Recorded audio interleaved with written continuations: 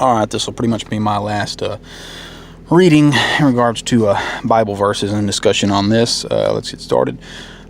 Genesis 19, verses 5 through 8. And they called unto Lot, and said unto him, Where are the men which came into thee this night, or came into his house? Bring them out unto us, that we may know them, which means that they want to have sex with them. And Lot went out at the door unto them, and shut the door after him, and said, I pray you, brethren, do not so wickedly. Behold, now I have 2 daughters which have not known men, which means they're virgins. Let me, I pray you, bring them out unto you, and do ye to them as is good in your eyes, which means, do whatever the hell you want to them, if it's pleasing to you. Only unto these men do not do nothing, for therefore they came under the shadow of my roof. This has to do with Sodom and Gomorrah and the tale of Lot, a man who lived in Sodom and Gomorrah with his family. That's not very family-oriented. That's not much of a family man. He's going to give his virgin daughters over to these, cretins, if you will, of the city. Hey, I'll give you my own virgin daughters to do with as you please. Just leave these angels alone. I mean, really, like angels can't fend for themselves? That's pretty pathetic as far as a family man goes. Alright, this is a different one. Galatians 3 and 28, or chapter 3, verse 28.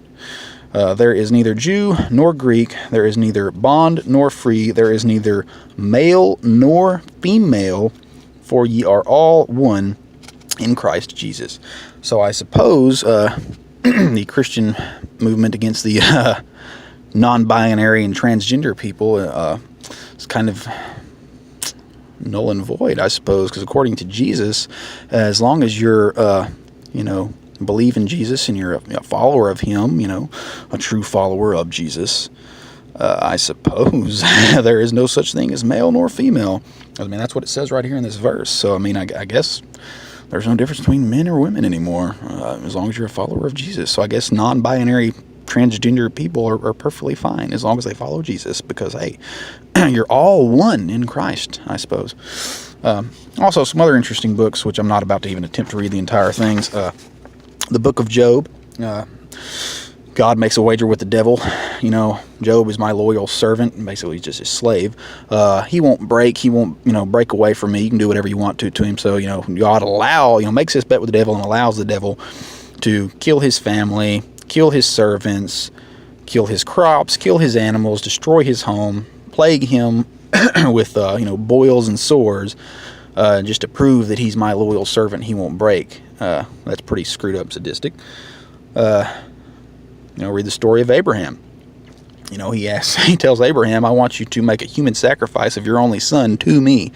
He pretty much just screws with him, like basically mind fucks him, if you will, making him think he actually wants his son as a sacrifice, even though he really doesn't. He's just testing him also, which is pretty screwed up.